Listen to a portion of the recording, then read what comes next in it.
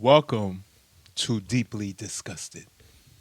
And this recording today is very special to me. Not because of President Trump being the person that's being interviewed, but because of 60 Minutes. A lot of people from, my time, the early 90s, the mid 90s, late 90s, early 2000s, whatever, we grew up on 60 Minutes. If you had a mom that was into the news like my mom, 60 Minutes was like her movies. It was silent, and whatever or whoever person that was getting interviewed by Barbara Walters, it was like silence in the house because 60 Minutes was everything before the internet came out. And we're going to watch 60 Minutes with President Trump. And we're going to see how monumental this interview is. Let's get to it. The first topic he talks about is China, China, and China. Let's go. We're getting approvals done in 2 and 3 weeks. It used to take 20 years. And we are leading the AI race right now by a lot. We are leading it by numbers that people have no idea. It's been really great. We've been very, very far reaching for it. Look, that's the new internet. That's the new everything all put together. The AI race is a big deal. Mr. President, you just negotiated this one-year trade deal with China. But as you know, the Chinese, they think in 100 years. Sure. They play the long game, including on our own soil. We play the long game, too. Our own intelligence agencies say the Chinese have infiltrated parts of the He had to throw that in. American power grid and our water systems. They steal American intellectual property and Americans' personal information. They bought American farmland. How big of a threat is China?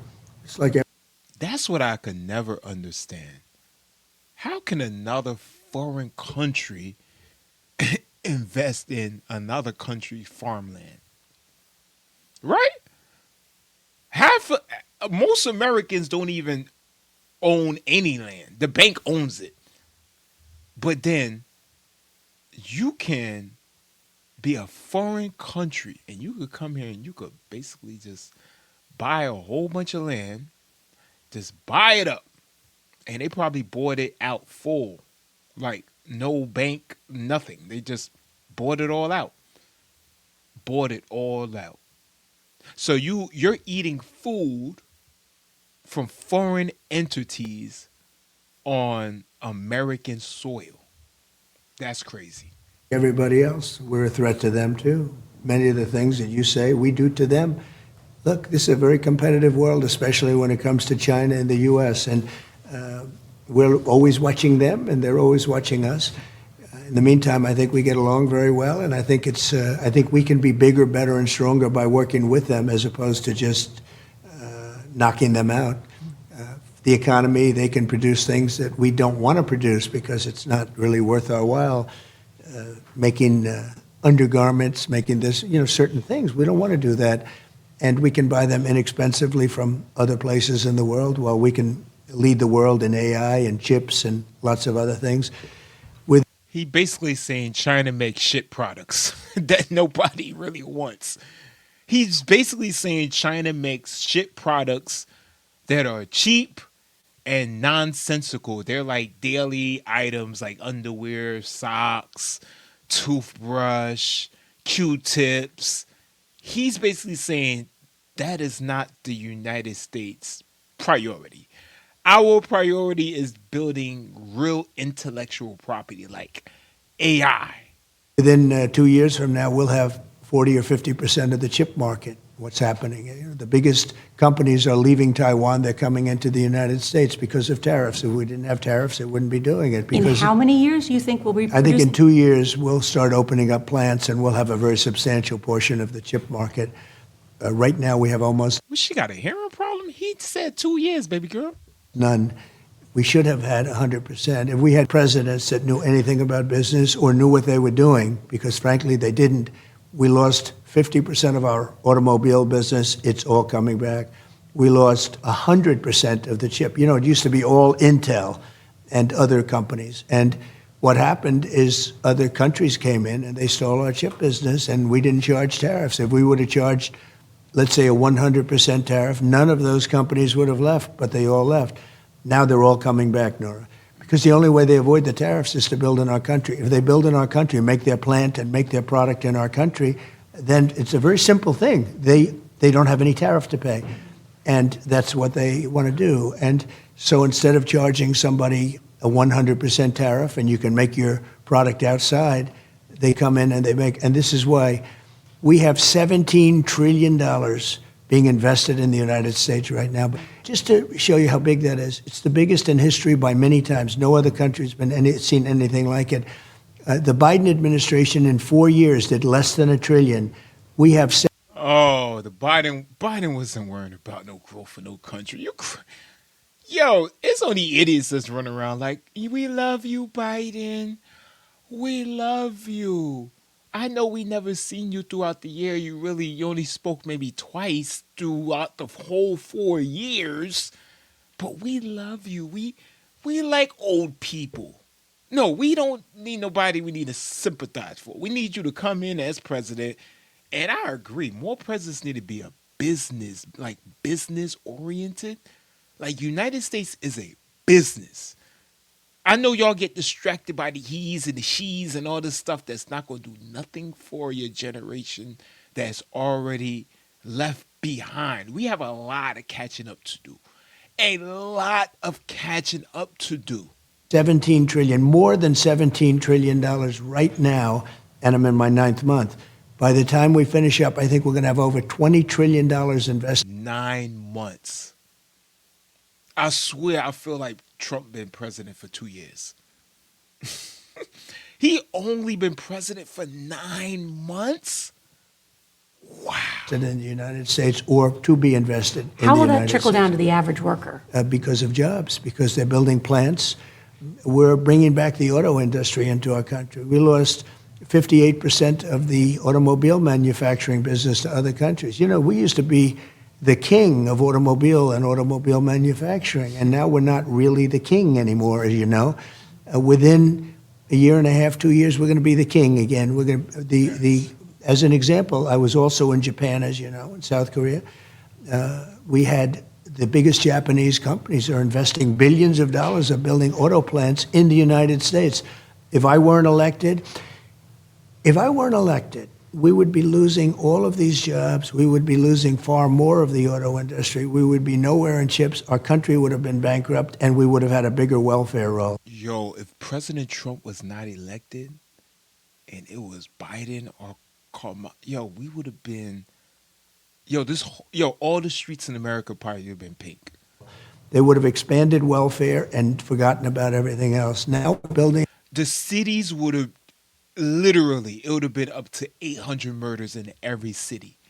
And you would have had Kamala on there, the black woman, she would have been on the TV saying, guys, we did it. We did it. I knew I could pay attention. I could rely on y'all. Our cities are good. We're eating good. Everything is going just so well. Meanwhile, y'all are still getting y'all snap, and y'all going deeper and deeper into poverty, and your family members are dying every single day. A country that's going to be so strong. I don't know if you saw the last numbers in terms of employment. They're all non-government jobs, not just government. Government jobs are easy. I could immediately do anything I want with government jobs. I just say we're going to add on 1 million government jobs, and you're going to say, oh, what wonderful numbers. They don't mean anything. We are building jobs at a level that nobody's ever seen before. But when all of these plants that are currently under construction and to be under construction, when they open, we're going to have an economy like our country has never seen before, the strongest economy in the world. We're doing very well. By the way, the stock market just hit, perfect timing for your show, just hit an all-time high. We're doing really well, Can I ask you, when the stock market is doing well, that doesn't affect everybody, not everybody's invested in the does. stock Oh, it market. does, it does. But there have been, grocery No, prices are up. 401ks, people have 401ks. Their 401ks are double what they were a year ago. But for people that Did she just say the stock market don't affect everybody? Who is this person? Nora who? Nora who? She gotta be a Democrat. Gotta be a Democrat because we know the stock market is very important. The stock market affects everybody. Every single body. Do y'all know what's in the stock market? Home Depot. Don't y'all go to Home Depot every day? Housing, right? Nvidia.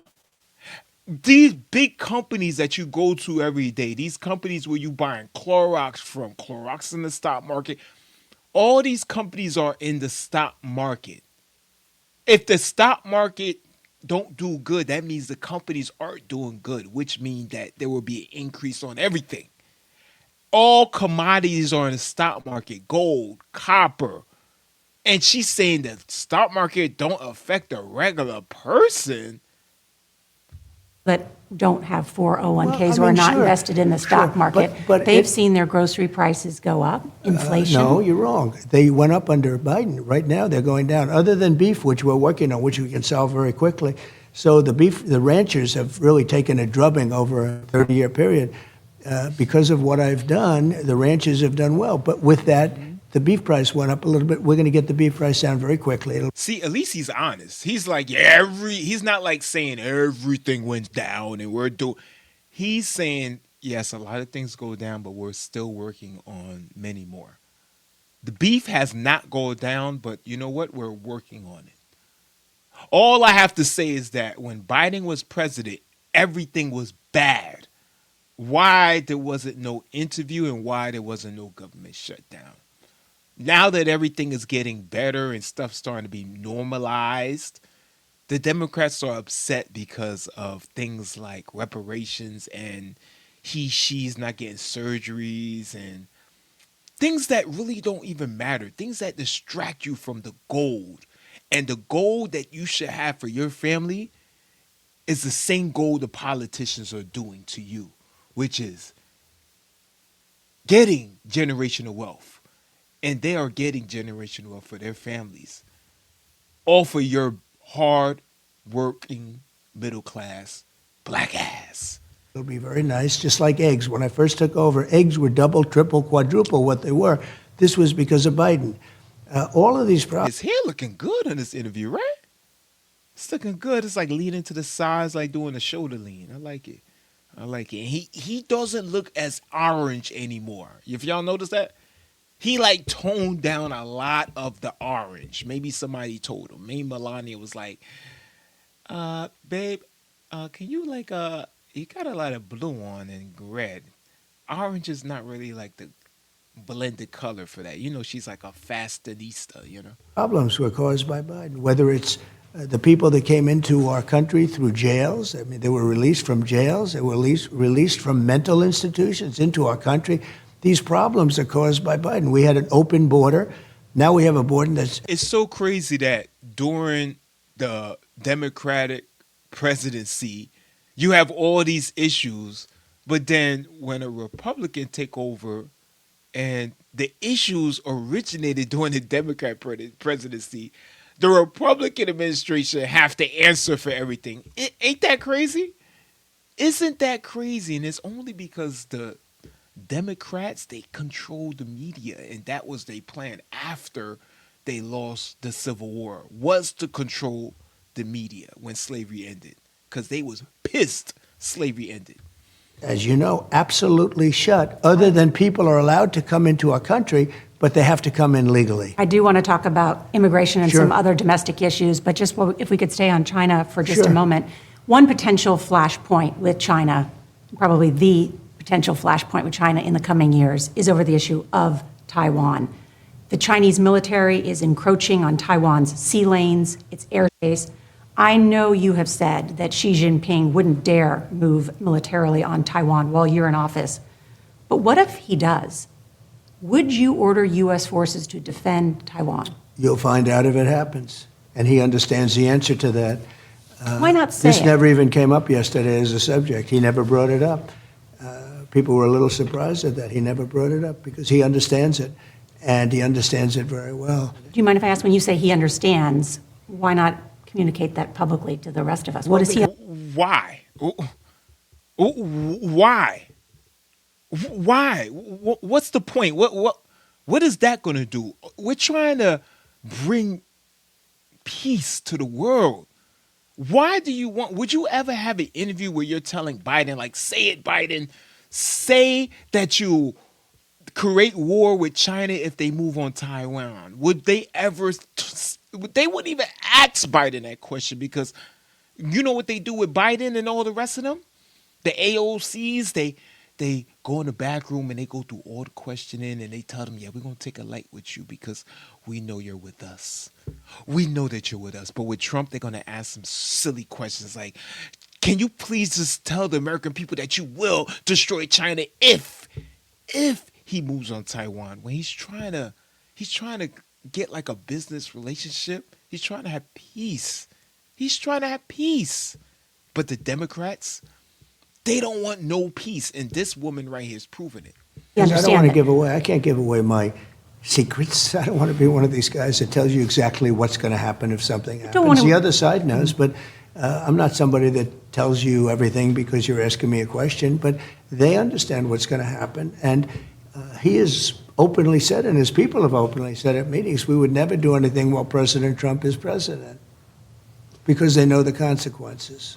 Less than an hour before your meeting with President Xi, you posted on social media that you instructed the, quote, Department of War to start testing our nuclear weapons That's right. immediately. What Yeah. did you mean? Well, we have more nuclear weapons than any other country. I think we should do something about it. I don't understand the question. What do you mean? What do he mean? How you have to make sure the weapons are working. This is the reason why a lot of times females, you just, this is a man's world, man. You got to stay in your place. It's only a small amount of females that could step in the shoes of what men do and really understand. Why would we have weapons and we're not testing them? Denuclearization. And I did actually discuss that with both President Putin and President Xi. We have enough nuclear weapons to blow up the world 150 times. Russia has a lot of nuclear weapons, and China will have a lot. They have some, they have quite a bit. So why do we need to test our nuclear weapons? Well, because you have to see how they work. You do. Duh.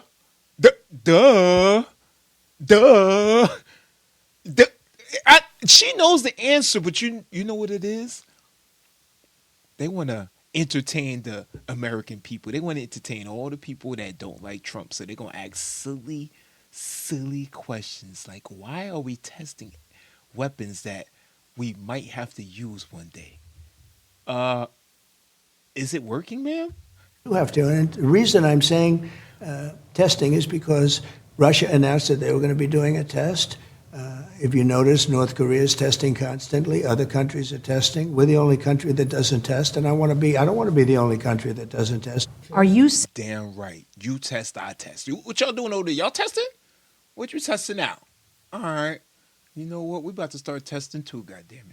saying that after more than 30 years, the United States is going to start detonating nuclear weapons? for I'm testing? saying that we're going to test nuclear weapons like other countries do, yes. But the only country that's Now she's going to change the wording because she want to cause controversy.